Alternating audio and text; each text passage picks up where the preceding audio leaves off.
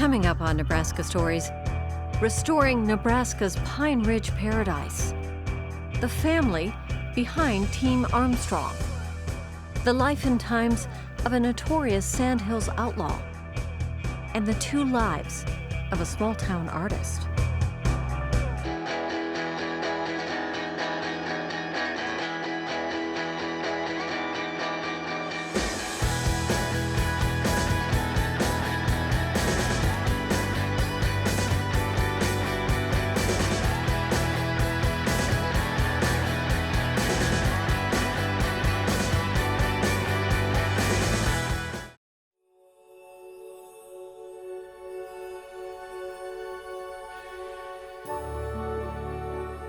Named by hungry Army scouts who feasted on salt bacon after surviving an Indian skirmish, Salbelly Canyon is located in the Pine Ridge country and counted among Nebraska's great natural wonders.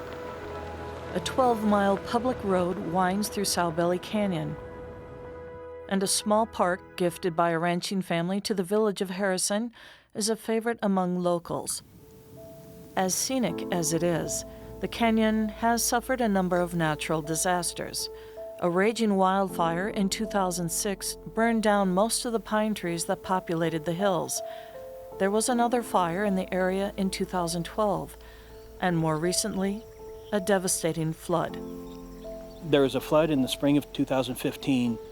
This area received roughly their annual amount of precipitation within a handful of hours. It seemed like a hurricane. The wind blew hard and it just came down in buckets. It was torrential. I'm not giving you any more. No. Chris Voller and her husband Jim own Salbelly Ranch, which sits in the heart of the canyon. Their son-in-law was home the night of the flood. The water, he said sounded like a freight train. Something so loud, he said you just couldn't imagine how loud it was, and he couldn't see, it's dark.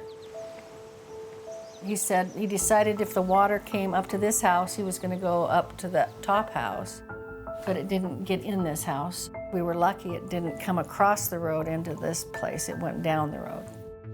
Everything here, you see the canyons all around us, so when 12 inches comes in a handful of hours, it all comes down to the stream almost immediately. And then that was on top of all the timber that had fallen from prior wildfires. That came down along with it, and that's what ended up creating most of the damage in the area.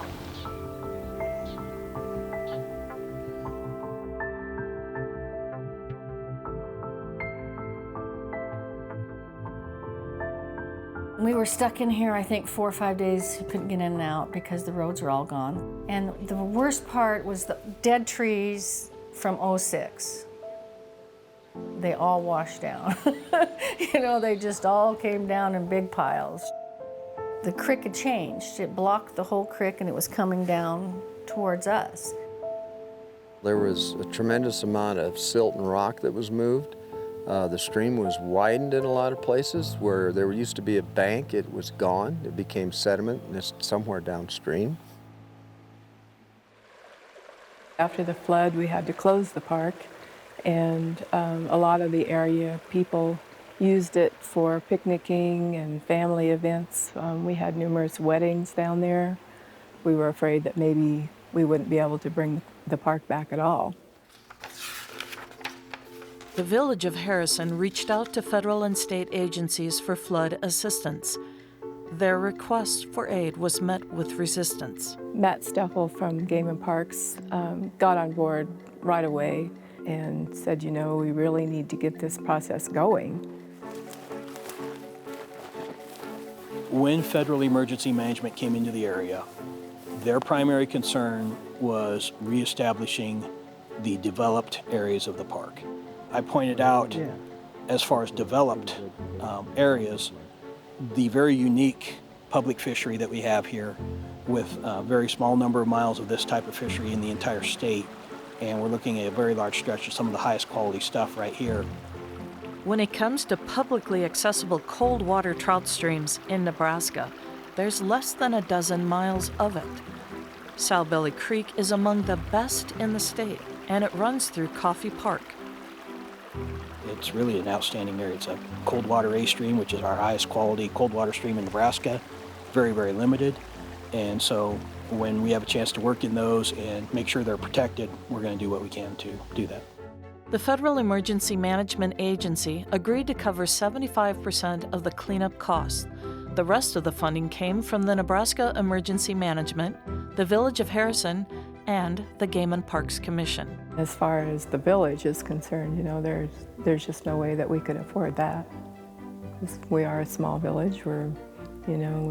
Our budget is very tight. In November of last year, large equipment was brought in to remove debris from Coffey Park. But the stream bed will require additional permits from the Army Corps of Engineers. We got to get a Corps permit before we can get in the water. So, yeah, we'll be working in the water and moving the stream in some places, mainly narrowing it in some places. There's wide riffles that were created after the flood because of the rock and sediment that just came when the water fell so fast that it's widened and it's heating up the stream, and there's no way fish could live there. This high bank needs to be repaired. You know, when you have a big flood, it comes down and it takes a hard turn to the left right here, so we had a big eddy pool, so it deposited a tremendous amount of silt. It'll heal, and streams heal themselves. They tend to, the natural meander, they'll tend to cut themselves back to the proper meander they should be and whatever, but it just takes a lot of flow and sometimes takes a lot of time. That's fine. For private landowners, like the Vollers, they received no federal or state assistance for flood cleanup. You're so frustrated, what can you do? And we just started in the yard. We fixed the garden.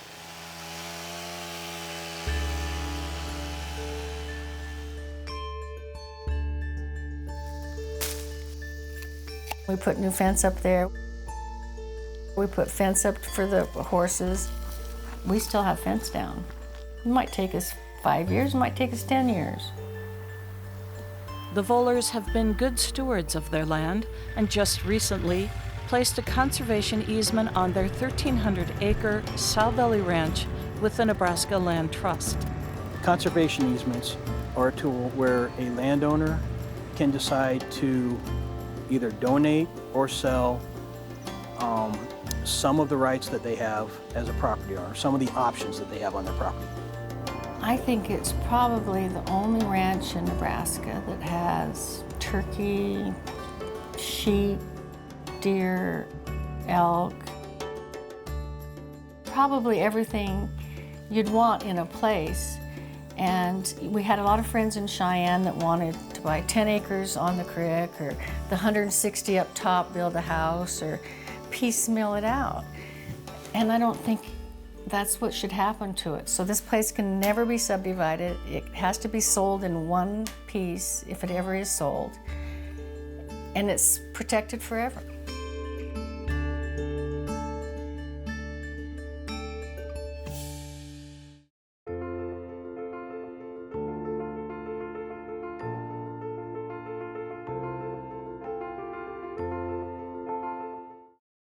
All I know is I missed 4 games.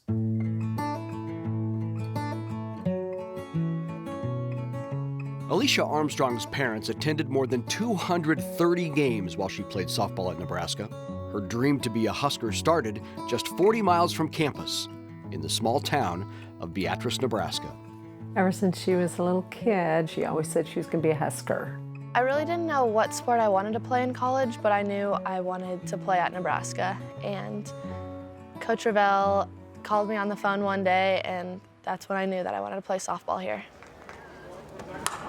Hit sharply right over the shortstop's head, and Alicia Armstrong turns for 2, and she will be in there with a stand-up double. So the hot hitting of Alicia Armstrong continues. I could see a look in her eye. It was almost like a switch would flip, and I just knew she was going to make something magical happen. She just had that ability, and not very many athletes, I don't care what sport it is, male or female, have that ability to just almost single-handedly go, just give me the ball or give me the bat, I'm going to make something happen. Before Alicia became a clutch player, number 21 had to make a quick transition, going from high school to starting shortstop at the University of Nebraska. It was definitely a whirlwind. I was completely just running everywhere, just like a chicken with its head cut off. I had no idea what was going on, but I just had to rely on my athletic ability to get me through the game. We were at our year-end meeting for freshman year. I said, what was the most surprising thing for you in your freshman year? And she said that I started and played every game. And I just laughed. I mean, you know, she was such an athlete. She found her way on the field. As a freshman, she made it look easy, topping the team charts in hitting and batting average and setting school records by fielding 258 total chances by a shortstop and contributing to 49 double plays. Hit sharply, double play ball possibility. Try to turn two, and they do. 6-4-3 double play. Following a record-setting season, she earned all Big Ten offensive and defensive honors. But in the offseason, before her sophomore campaign, Alicia suffered a back injury, and it changed her focus from accomplishments to one major obstacle. I had a hard time watching it. Every time she would slide, I just kind of hide my eyes and just pray that she got up okay. She was never the kind of kid growing up that ever really complained about, you know, if she was injured or something, she was going to play. Ever since I had my back problems and back surgery, I know that I'm not able to do as many reps as I want to. So at the beginning, it was really hard. For the next 3 seasons, Alicia had to play through the pain. But with the support from her family and the Huskers, it was a hurdle she had trained her whole life to overcome. I've definitely learned all the sacrifice and dedication from my parents, especially from my dad. In the 1970s, Alicia's dad, Bill Armstrong, was recruited by Bob Devaney to play football at Nebraska. But due to multiple injuries, he never had the chance to see the field.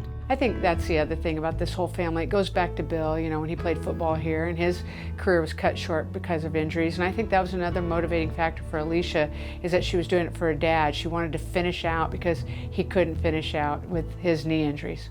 She knows to this day, I'd always say no blood, no foul. And that's kind of what she lived by. No blood, no foul, and she got to be tough. She was making plays that were pretty remarkable, that by the time that she had finished, she couldn't jump and twist like that, but she was gritty and getting through it. The pain was a constant for Alicia over the next 3 years. But remarkably, that didn't stop her from starting in almost every game during that span. That's lined sharply back through the middle, and Armstrong 2 for 2. She was a 2-time captain who proved herself as a big-time player every game. And her parents, Bill and Gina, were there to support her through all of it. Over Alicia's 4-year career, Nebraska officially played 237 games. The Armstrongs were in the stands for all but 4 of those games. It was fun. It was a sacrifice, but you know, we'd leave Thursday night after Gina got off school and go to the game, and a lot of times we wouldn't get back till Monday night. She'd teach Tuesday, Wednesday, maybe Thursday, and then we'd hit the road again. It didn't matter where we were in the country, they were there. We just never gave it a second thought. We were just got all of our tickets lined up and we just went. We're 35 minutes away from the stadium here, which was great, and then going to all the different stadiums. I know she appreciated, you know, when we were there all the time. I mean, just knowing I have the support there, whether it's a good game or a bad game, I know that I always have familiar faces up there to greet me at the end of the game, and so it's a really good feeling. Life's too short that, you know, if we would have waited for junior, senior year, like some people would say to us, oh, I can't believe you're going to everything. I have no regrets. I'm so glad we did that, and it's been just an unbelievable experience. Thank you for everything that they've sacrificed since I was 4 years old, I guess, to get me to this point. Just thank you. Through the ups and downs, the pain and game-winning plays, the Armstrong family experienced a 4-year Nebraska softball career the only way they knew how, together.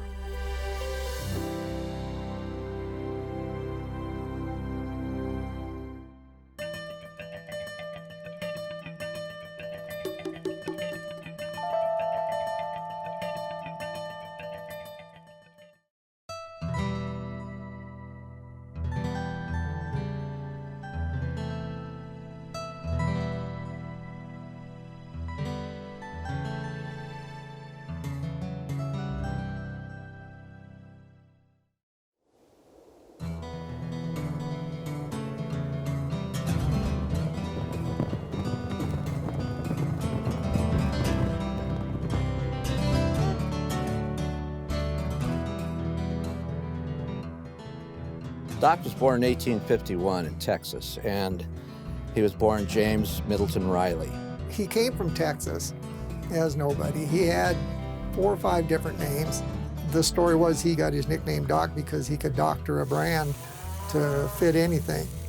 I believe he had a gold tooth, and that's why they called him Gold Tooth Charlie. I found him as David C. Middleton in Sheridan County in the later years.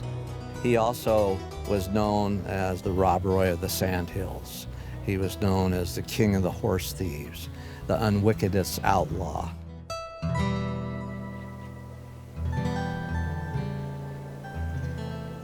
There was a very violent beginning. Doc's at one of the local watering holes one evening, and this big old burly soldier came over and started harassing Doc, and eventually started pounding on Doc. He was getting beat pretty bad, and it come down to where he was taken advantage of, and he had to do something, so he ended up shooting this soldier just to save his own life. Then he left for the Sandhills in the middle of the night.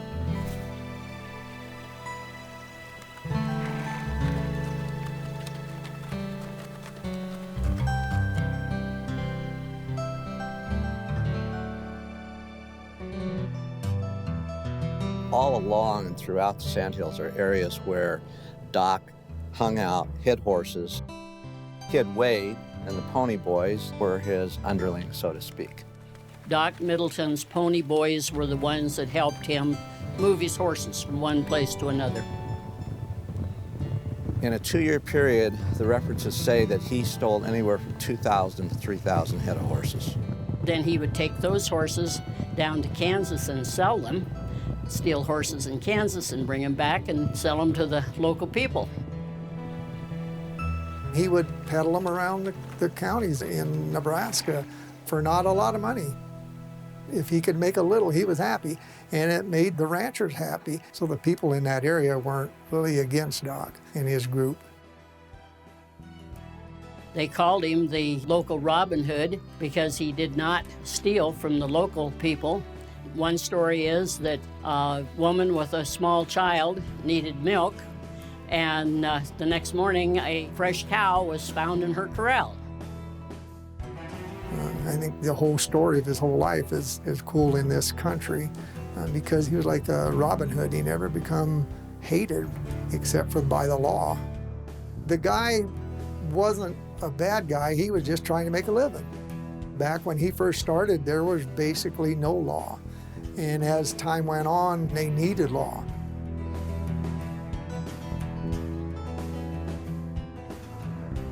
So they cooked up this scheme to offer him a pardon. Llewellyn issued a fake pardon to Doc. That pardon was just kind of a ruse. As this meeting was about to take place, there was a mishap. Doc gets shot in the belly. He was captured and taken back to Cheyenne, Wyoming, and tried for horse wrestling and convicted. It wasn't long after that that Kid Wade got caught and ended up hung.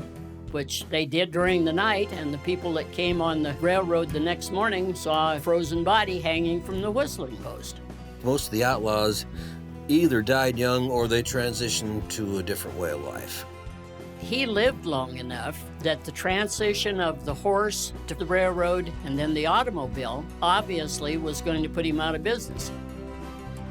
The railroad was hugely responsible for the settlement of the West. With civilization, you get law, order, and faster communication. Once civilization just takes over and it's necessary to become more civilized, Doc Middleton does that. He went from being a horse thief to a saloon manager. A saloon person has got to be somebody who can sit back and talk and visit with people and befriend them, and he was that kind of guy. He and his son had been running a bar, and when one patron knifed another patron out behind his bar, he got arrested not because of the knifing, but because he didn't have a liquor license. So they put Doc in jail. Doc contracted erysipelas, a terrible skin disease that turned into pneumonia, and 10 days later he was dead. That was the tragedy that turned a finable offense into a death sentence for him. Even though he's an outlaw, somehow or other, there is something noble in what he did. And that's the fascination people have with the outlaws and lawmen of that time, because this is a mythical period in America.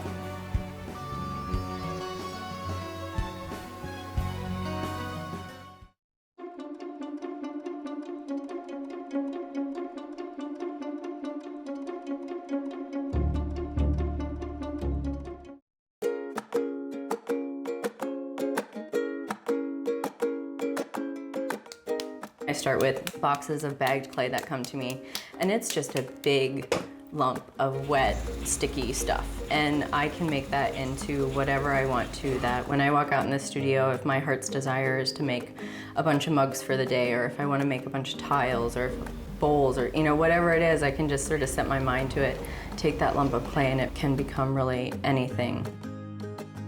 Potter Jenny Brandt loves to live by her artistic impulses of the moment. She's been working with ceramics for about 12 years now, and she likes nothing more than to be up to her elbows in clay. And I just sit down at the wheel, if that's where the piece needs to start, and I just start really playing. I think that's one of the things I love about clay too, is that it's total play. Brandt works out of a studio in her home in Nebraska City. She finds inspiration in the quiet pace of this historic tree-shaded community of more than 7,000 people. At the basis of it, it's just about taking in my everyday environment and taking time to notice the things that I find kind of spectacular or exceptionally beautiful, and taking a moment to take those in and bring maybe some elements from those things into my work. It might be that I just found some new textile pattern that I really want to try putting on the work, so I'll implement that. And it just seems they're happy little pots that way. Brandt makes functional pottery that can be displayed, but is meant to be used. I didn't want to be making the work that just hung on the gallery walls that you could only touch with your eyes. I wanted you to be able to touch with your hands, because for me, that's what drew me to clay, was the touch of it, the feel of it, the working of it. And so you just automatically go to making functional ceramics because people are going to use that in their everyday lives.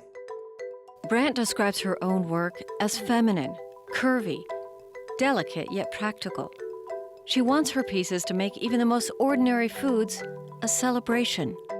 There's a piece that I sort of feel is one of my signature pieces. I make an egg server, basically a deviled egg tray that's up on a pedestal, and it's in my style of work, and it's highly decorated and very delicate. But deviled eggs aren't really that fancy of a thing, so I just started working on making a piece that would be a fancier serving piece to kind of elevate the status of those deviled eggs. Even butter is celebrated when housed in the aptly named Butter Shrine. But working with clay is only one part of her artistic life. By day, she is the executive director of the Kimmel Harding Nelson Center for the Arts in Nebraska City. The KHN, as it is also known, has an artist-in-residency program that draws artists from all over the world. We can have up to 5 artists at a time. This last round we had applications from Switzerland, Ghana, London, but primarily from the United States. We get our applications, and they're from anywhere across the country. We get a lot of artists from New York, a lot from California, but we also have a special mission to support artists in Nebraska. The idea is to support emerging and established visual artists, writers, or even composers by providing living and working space in which they can reflect and create. Artists can apply for residencies that last anywhere from 2 to 8 weeks, and there are no requirements to finish a work while at the center. Yeah, it's working for me really well to go from the groups to sort of like the intimate portraits. Mm-hmm. And then I like the tent portraits. You do? I do. There's something... Omaha painter Tana Quincy is just into her 3rd week of her residency, and she's already seeing an impact on her creative process. I'm kind of starting to experiment again. I think when I was in such a structured environment of being like, okay, pay the bills, take care of loans, take care of teaching my classes, I just would go into my studio and just kind of feel like I had to produce something. But here, it's more like just the real feeling of making art again. Yeah, he'll probably go like that, you know, shrink it down.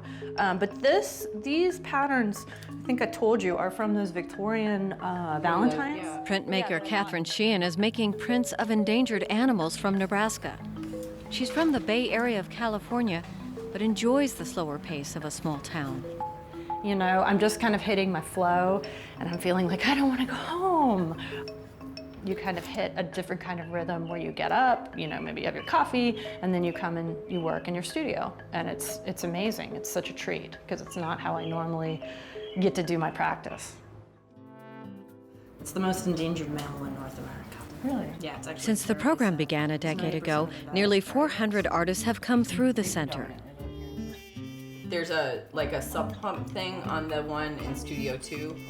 See, this is my glamorous job. She's part administrator, part hotel manager for artists, coordinating supplies and maintenance. You could honestly get there at 7:10. And She's also an ambassador of Nebraska City to these temporary residents. And sometimes, she's just a studio potter, getting together with friends, serving ordinary food in extraordinary vessels. Yeah, he was nice. It was just.